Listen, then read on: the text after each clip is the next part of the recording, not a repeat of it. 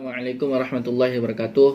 Yang terhormat kepada Bapak Udi Saprudin, SEMM, selaku dosen pembimbing mata kuliah Pendidikan Kewarganegaraan, serta teman-teman saya yang saya senangi.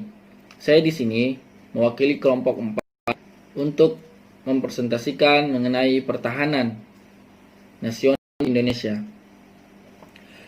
Sebelumnya, saya ingin memperkenalkan kelompok saya, yaitu Marcel Pratama selaku ketua, Anju Sinaga, saya sendiri, Niko, Mulkan, dan Faisal. Materi pertama yang menjelaskan tentang latar belakang ketahanan nasional atau yang disingkat dengan TANNAS. Pertahanan nasional Indonesia dilatar belakangi oleh perjuangan dan kemampuan bangsa Indonesia untuk bertahan. Adapun upaya-upaya yang dilakukan tokoh-tokoh nasional untuk bertahan dari penjajahan, diantaranya tokoh Iskandar Muda di Aceh pada tahun 1636, tokoh Sisingamangaraja dari Batak pada tahun 1900. Ada pula Imam Bonjol di daerah Minangkabau pada tahun 1822 sampai 1837. Adapun tokoh Baharudin di daerah Palembang pada tahun 1817, tokoh Sultan Tirtayasa dari Banten pada tahun 1650, tokoh Untung Suropati dari Jatim pada tahun 1670, tokoh Jalan Tim dari Bali pada tahun 1850, ada tokoh Anak Agung Made dari Lombok pada tahun 1895, tokoh Pangeran Antasari dari Kalsel pada tahun 1860, tokoh Hasanuddin dari Makassar tahun 1660, tokoh Patimura dari Maluku 1817, dan tahap perjuangan selanjutnya oleh Angkatan Perintis pada tahun 1908 dirintis oleh Budi Utomo, serta Angkatan Penegas pada tahun 1928 Sumpah Pemuda. Untuk selanjutnya, pada periode penjajahan Jepang tahun 1942 sampai 1945 merupakan babak penjajahan baru. Hingga akhirnya tanggal 17 Agustus 1945 Indonesia memproklamasikan kemerdekaannya. Selanjutnya, penegakan dasar negara dan konstitusi Undang-Undang Dasar 1945 memiliki 3 dimensi. Dimensi pertama, kebangkitan negara; dimensi ketahanan nasional; dimensi kelangsungan hidup nasional. Jadi, pertahanan nasional adalah salah satu dimensi kehidupan kita dalam berbangsa dan bernegara yang diangkat dari dasar negara, konstitusi, Undang-Undang Dasar 1945. Selanjutnya, adapun proses perkembangan gagasan pertahanan nasional memiliki 3 konsepsi. Yang pertama, TANNAS adalah keuletan dan daya tahan kita menghadapi segala kekuatan. Kedua, TANNAS adalah keuletan dan daya tahan suatu bangsa yang mengandung kemampuan untuk mengembangkan kekuatan nasional dalam menghadapi segala ancaman. Ketiga, TANNAS merupakan kondisi dinamis suatu bangsa. Selanjutnya, pengertian landasan, asas, dan ciri TANNAS pertahanan nasional Indonesia. Adapun pengertian landasan, asas, dan ciri TANNAS Indonesia merupakan tingkat keuletan dan ketangguhan bangsa dalam menghimpun dan mengembangkan segala kekuatan yang ada menjadi kekuatan nasional untuk mengatasi segala macam ancaman, tantangan, hambatan, dan gangguannya yang membahayakan bangsa dan negara. Kata kunci dalam konsep pertahanan nasional terdiri dari 8. Di antara 8. Pertama, keuletan, ketangguhan, ancaman, tantangan, hambatan, gangguan. Ketujuh, identitas, dan terakhir integritas. Adapun landasan pertahanan nasional sebagai konsepsi pengaturan dan penyelenggaraan sistem kehidupan nasional di dalam pelaksanaan mempunyai landasan yang kuat, yaitu Pancasila, Undang-Undang Dasar 1945, dan Nusantara. Adapun asas TANAS, yang pertama, pendekatan kesejahteraan dan keamanan, konsepsi pengaturan kesejahteraan dan keamanan. Kedua, komprehensif dan integral. TANAS memecahkan masalah, melihat secara komprehensif dan integral untuk menyeluruh, tidak hanya memandang satu sisi.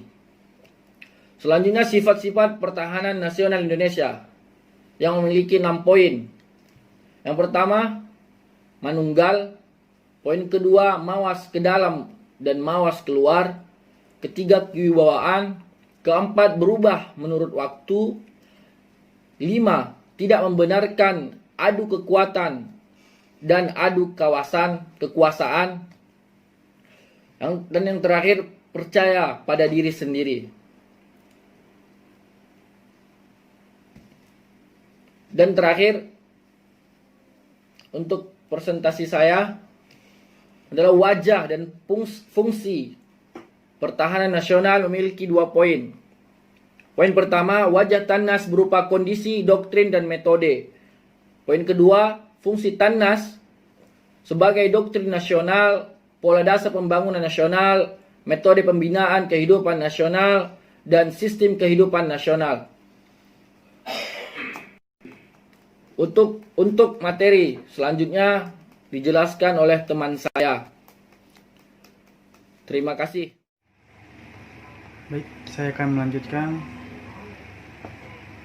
kegiatan baja 3. Pendekatan Astagatra, keterkaitan antar Gatra dan pertahanan Gatra dalam sistem TANAS Indonesia.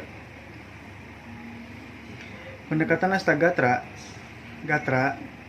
adalah peta model untuk memudahkan pengamatan dan pemahaman interaksi model atau Gatra.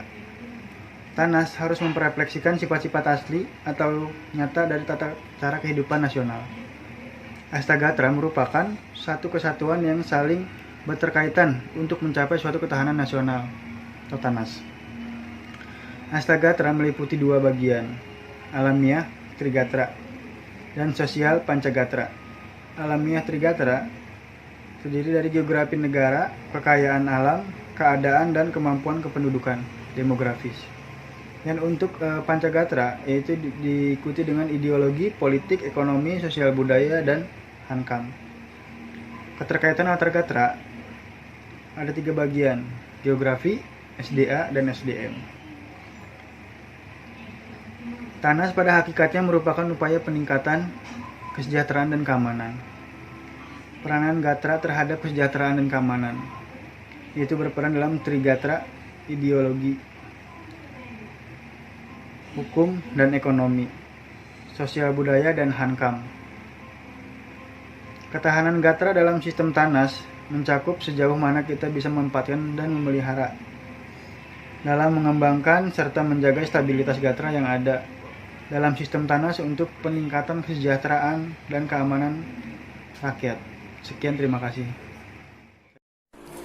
Assalamualaikum warahmatullahi wabarakatuh.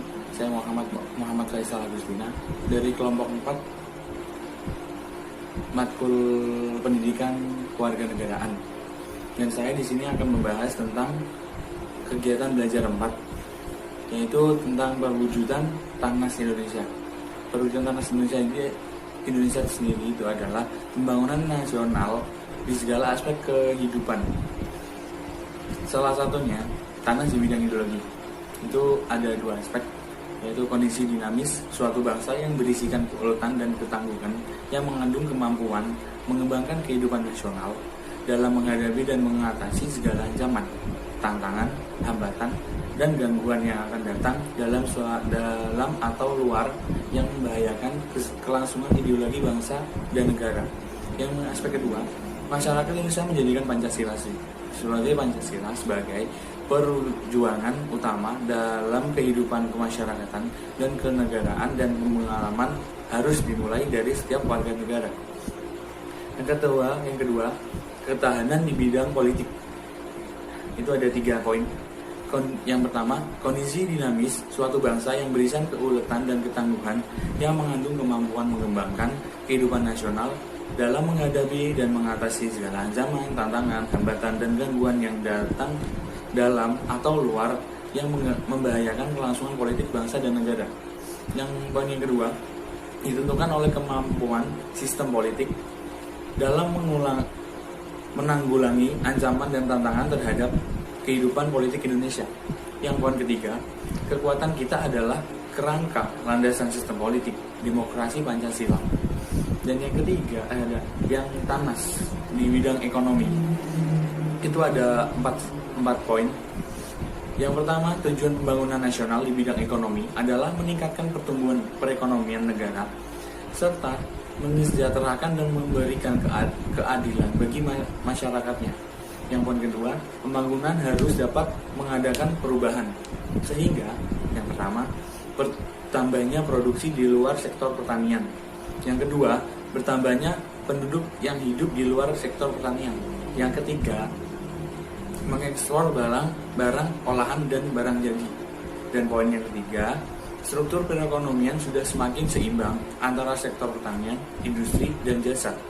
Perindustrian yang poin keempat, perindustrian belum kokoh. Merosotnya cadangan devisa, high cost ekonomi atau HKM, dan kesejahteraan devisa, high cost ekonomi atau HKM, dan kesejahteraan perpajakan, dan ketahanan sosial budaya. Pembangunan nasional di bidang sosial budaya harus dapat menyadarkan akan kemajemukan bangsa Indonesia, Bhinneka Tunggal Ika, dan mengembangkan sikap toleransi. Dan perlunya mempertahankan kebudayaan Indonesia dan waspada akan perubahan sosial yang berdampak negatif bagi bangsa. Dan pembangunan nasional pada bidang ini tidak lepas pada pengembangan mental pembangunan bangsa Indonesia. Dan yang terakhir, TANAS di bidang HANKAM. Ada 2 poin. Yang pertama, pembangunan di bidang HANKAM telah menanamkan tradisi pejuang dan doktrin HANKAM rata dan diterapkan ke dalam HAMKAMTA rata. Dan yang poin kedua, perlunya perhatian dan penanganan kelemahan pada bidang HAMKAM. Yang pertama, HANKAM rata belum sepenuhnya terwujud. Yang kedua, kesadaran bela negara belum memasyarakatkan. Yang ketiga, kriminalitas tinggi. Dan yang keempat, waspadaan terhadap bahaya subversi dan konflik SARA. Terima kasih. Itu benar dari saya. Assalamualaikum warahmatullahi wabarakatuh. Ya, saya akan mempresentasikan tentang ketahanan nasional. Untuk saat ini pembinaan TANAS di Indonesia atau singkatannya TANAS atau kepanjangan dari Ketahanan Nasional. Arah kebijaksanaannya itu pembangunan nasional yang dilakukan oleh bangsa Indonesia. Pada dasarnya untuk mewujudkan TANAS, pembangunan nasional tersebut kita lakukan di seluruh kehidupan. Namun penekanannya pada bidang ekonomi karena bidang ekonomi ini tidak hanya berkaitan erat dengan kesejahteraannya. Peningkatan kualitas sumber daya manusia. Selain bidang ekonomi, pembangunan pada sumber daya manusia tidak kalah penting karena merupakan titik sentral dan hal lain sejalan. Ketahanan nasional di Indonesia dalam menghadapi era globalisasi. 1. Globalisasi sebagai tantangan. Globalisasi adalah gejala menyatukan kehidupan manusia di dalam tanpa mengenal batas waktu, fisik, geografik, dan sosial. Menurut Kertasasmita tahun 1996, transformasi global ditentukan oleh dua kekuatan besar yang saling menunjang, yaitu perdagangan dan teknologi. Globalisasi itu sebagaimana diutarakan oleh Presiden Soeharto bahwa suka atau tidak suka ia akan datang atau tidak bisa kita hindarkan.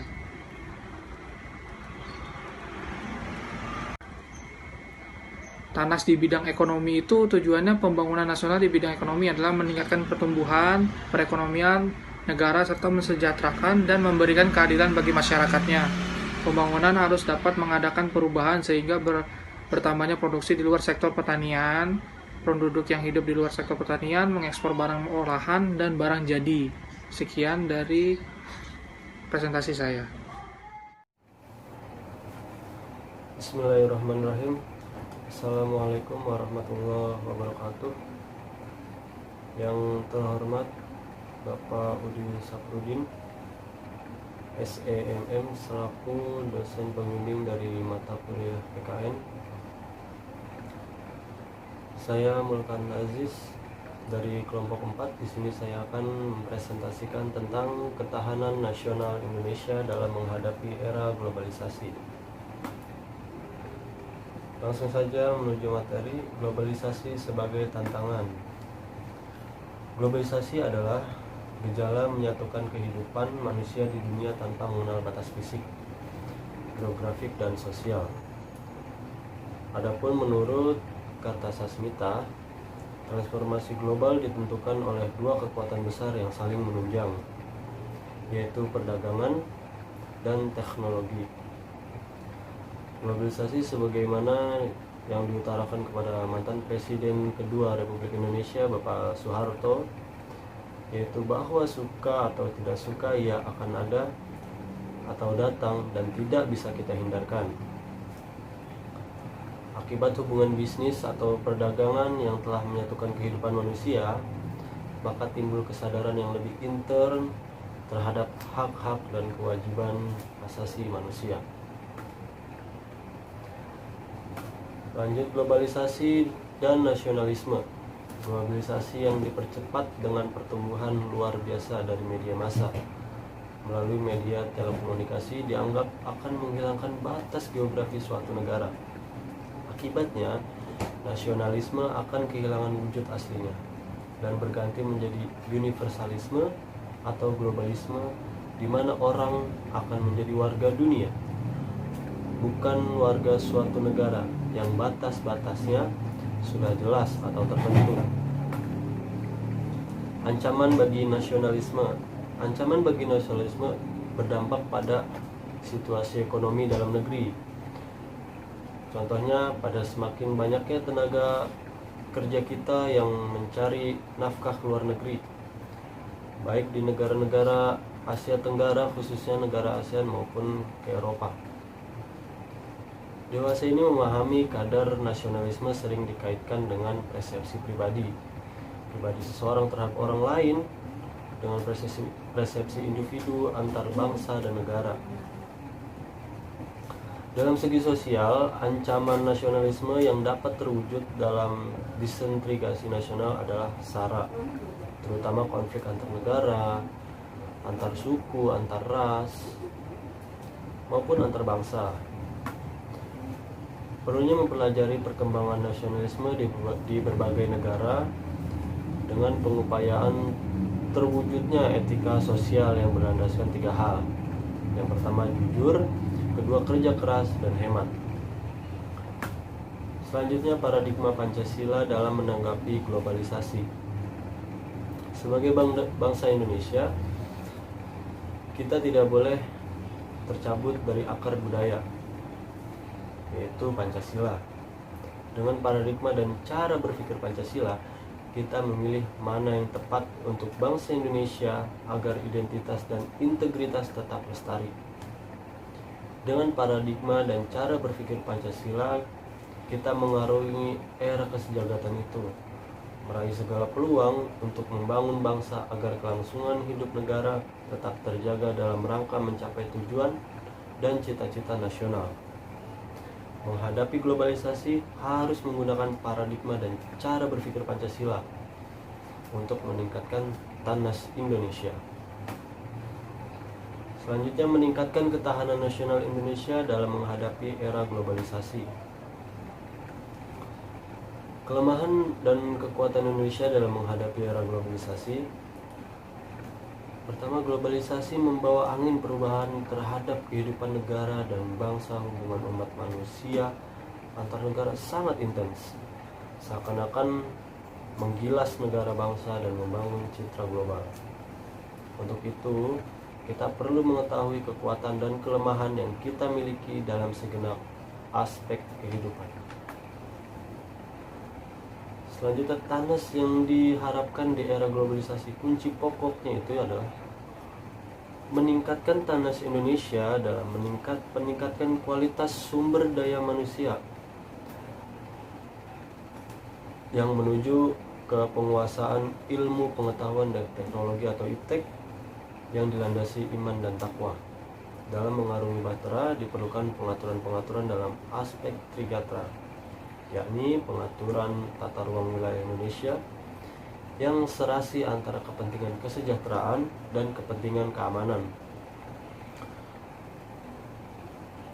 Yang selanjutnya, pengelolaan SDA dengan memperhatikan asas yang bermanfaat, daya saing dan lestari, serta keadilan sosial bagi seluruh rakyat Indonesia.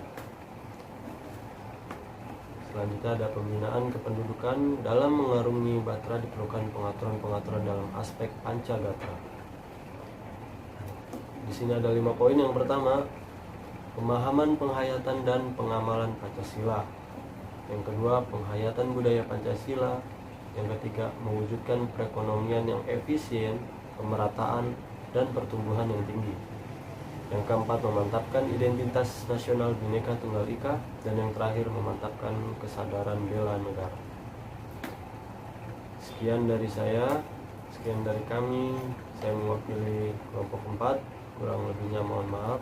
Wassalamualaikum warahmatullahi wabarakatuh.